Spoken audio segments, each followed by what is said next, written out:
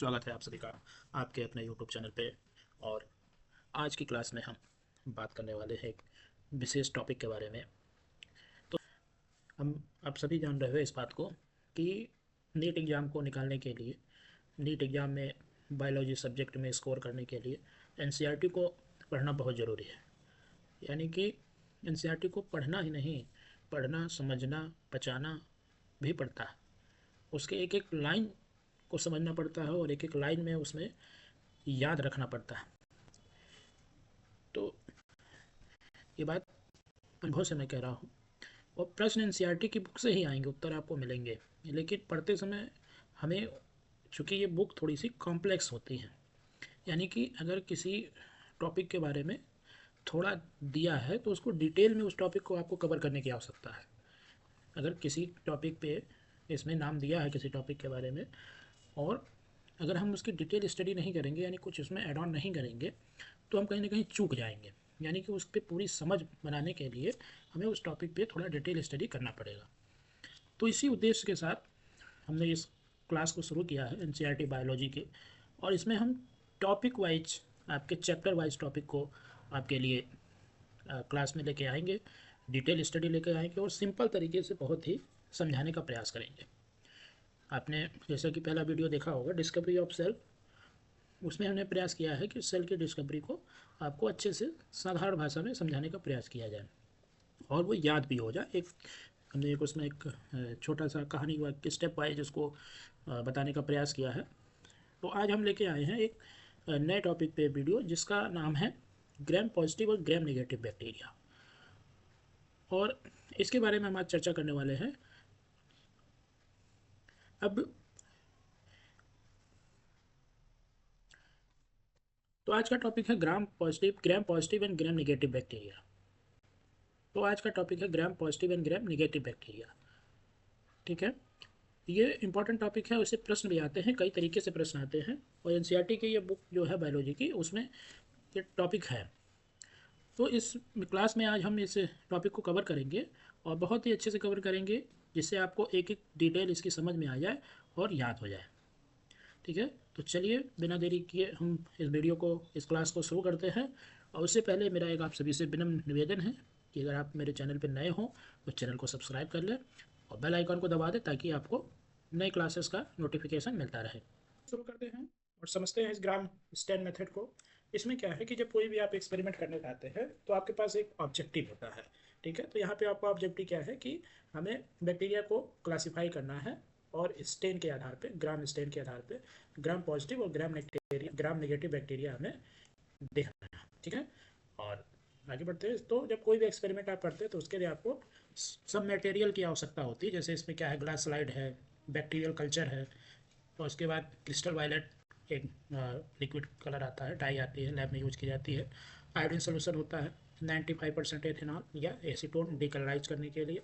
सेफ्टनिन stand होता है microscope.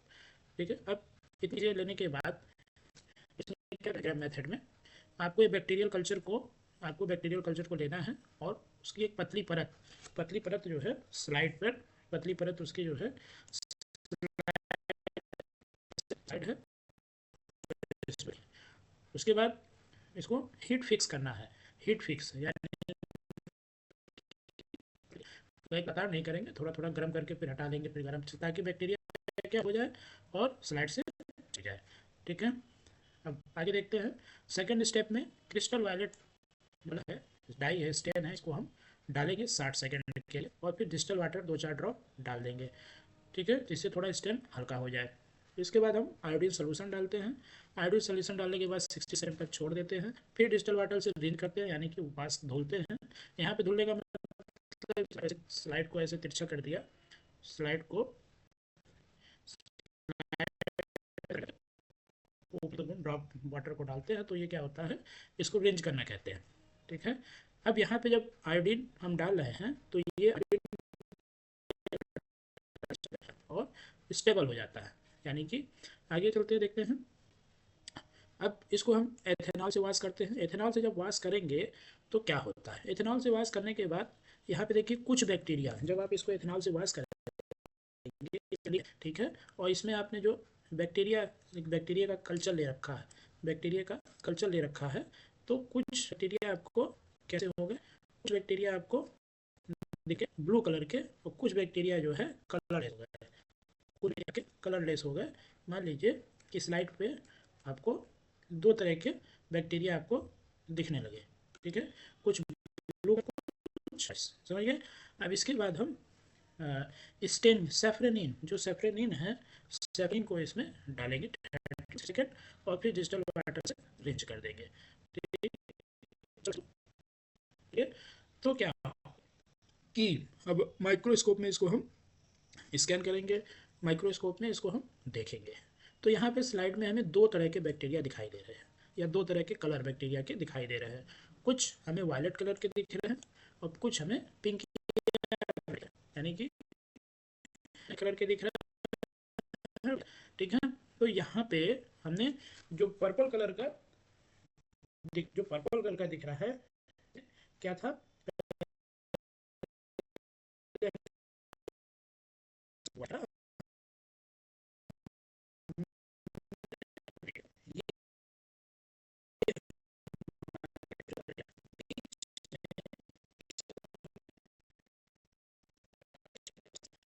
Bacteria में, ब्लू वाले बैक्टीरिया में ये जो क्रिस्टल वाले ये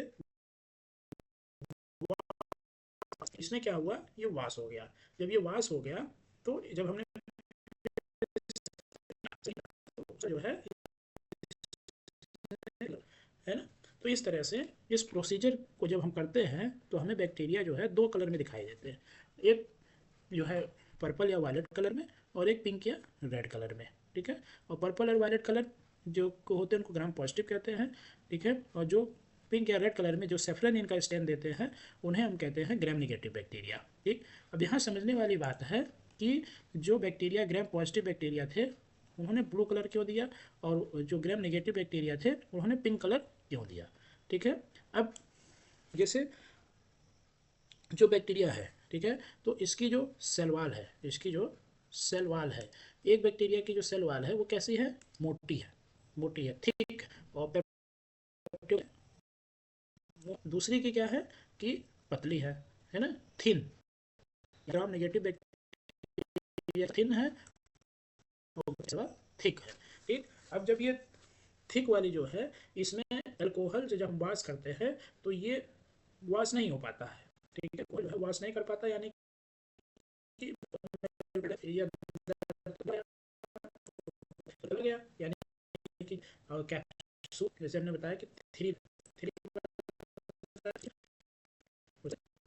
आपका जो है अंदर की तरफ मेम्ब्रेन है, ठीक है, अंदर है प्लाज्मा मेम्ब्रेन है। तो ये जो पेप्टो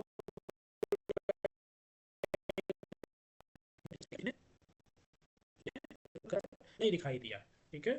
और जब ग्राम नेगेटिव में ये सेल वाल पतली होने के कारण, थिन होने के कारण, वो क्या किया, उसने वायलेट कलर को दिया, ठीक है। तो ग्राम पॉजिटिव और ग्राम नेगेटिव बैक्टीरिया में आपको कुछ हद तक समझ में आया कि ये एक स्टेनिंग मेथड है, इसके द्वारा जब हम बैक्टीरिया को स्टेन करते हैं तो हमें पर्पल और रेड कलर के, पिंक कलर के बैक्टीरिया मिलते हैं, जिसमें से हम पर्पल वालों को ग्राम पॉजिटिव और ब्लू वालों को और पिंक वालों को ग्राम नेगेटिव कहते हैं। चूँकि पर्पल वाले जो होते हैं वो पर्पल स्टेन इस वजह से देते हैं क्योंकि उनकी लेयर पेप्टिडोग्लाइकान की जो लेयर होती है, सेल वाल मोटी होती है, और ग्राम नेगेटिव बैक्टीरिया जो होते हैं इनकी सेल वाल पतली होती है, ठीक। अब हम एक कंपैरेटिव स्टडी कर लेते हैं दोनों तरह के बैक्टीरिया की। तो सबसे पहला बिंदु ये है हमारा सेल वाल का स्ट्रक्चर, सेल वाल का स्ट्रक्चर, ठीक है। देखिए यहाँ पॉजिटिव लिखा है, नेगेटिव, टू सेल वाल, इसमें पेप्टोग्लाइकान की जो लेयर है वो यहाँ पे क्या है, ठीक। अब यहाँ है नो आउटर मेम्ब्रेन, यहाँ पे आउटर मेम्ब्रेन पाई जाती है, ठीक। ग्राम पॉजिटिव,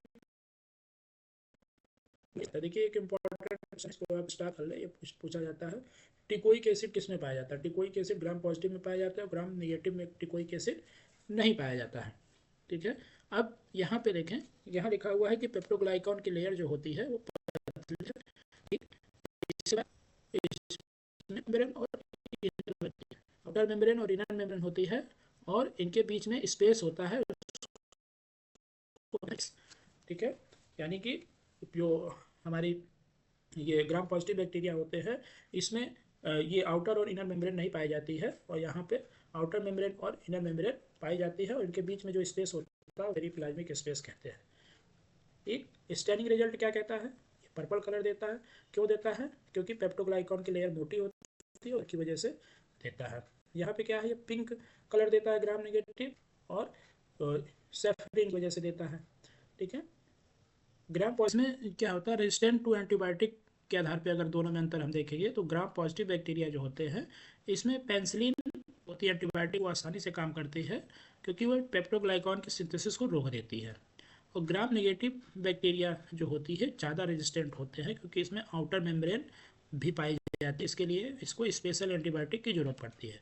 अब यहाँ से क्या निष्कर्ष निकाल सकते हैं कि जैसे जब आप डॉक्टर के पास जाते हैं तो आपको वो 2-3 तरह की दवा देता है ना, तो एंटीबायोटिक 2-3 तरह की देता है, तो उसके पीछे यही रीजन है कि हो सकता है कुछ बैक्टीरिया ग्राम पॉजिटिव टाइप के हों, मोटी मोटी लेयर वाले हों, मोटी चमड़ी वाले हों, है ना, कुछ हो सकता है कि डबल डबल चमड़ी वाले हों, है ना, तो उस हिसाब से वो 2-3 दवाइयाँ देता है, कोई भी एंटीबायोटिक उसमें काम कर जाएगी और दोनों तरह के बैक्टीरिया खत्म हो जाएंगे और आप सही हो जाएंगे। अब अगला जो है टॉक्सिन प्रोडक्शन के आधार पर देखें तो ये exotoxin protein release into the environment, यानी कि अपने बॉडी से ये प्रोटीन को बाहर रिलीज करते हैं। ठीक है, एक्जोटॉक्सिन, एक्जो मीन्स बाहर, टॉक्सिन मीन्स जहर, विष। Gram negative produce endotoxin in the outer में रिलीज व्हेन बैक्टीरिया डाई, ये अंदर की तरफ अपनी ही बॉडी में ये प्रोड्यूस करते हैं, इसको हम इंडोटॉक्सिन बोलते हैं। ठीक है, एग्जाम्पल क्या है, स्टेप्लोकोकस ऑरस, स्टोप्रोकस पाइजोनस एंड क्लॉस्ट्रिडियम। ठीक है, बैसिलस, ये बैक्टीरिया ग्राम पॉजिटिव हैं। और ग्राम नेगेटिव कौन कौन से हैं, ईलाई है, साल्मोनेला है, स्यूडोमोनास है, नाइजीरिया है, ये बैक्टीरिया के जो नाम हैं ये ग्राम पॉजिटिव और ग्राम नेगेटिव हैं। ठीक, तो आज जो हमने आज की क्लास में डिस्कस किया, हमारा जो टॉपिक था ग्राम पॉजिटिव और ग्राम नेगेटिव बैक्टीरिया के बारे में। तो इसमें आपने जाना कि कैसे जो है ग्राम ग्राम पॉजिटिव क्या है, ग्राम पॉजिटिव और ग्राम नेगेटिव में, ग्राम पॉजिटिव और ग्राम नेगेटिव में डिफरेंस क्या है। ठीक है, तो अगर समझ में आई हो, टॉपिक समझ में आया हो, डिटेल में आपको जानकारी अच्छी लगी हो और आपका कॉन्सेप्ट क्लियर हुआ हो, तो आप इस वीडियो को शेयर करिए दोस्तों के साथ, चैनल को सब्सक्राइब करिए, लाइक करिए, कमेंट करिए। Thank you very much.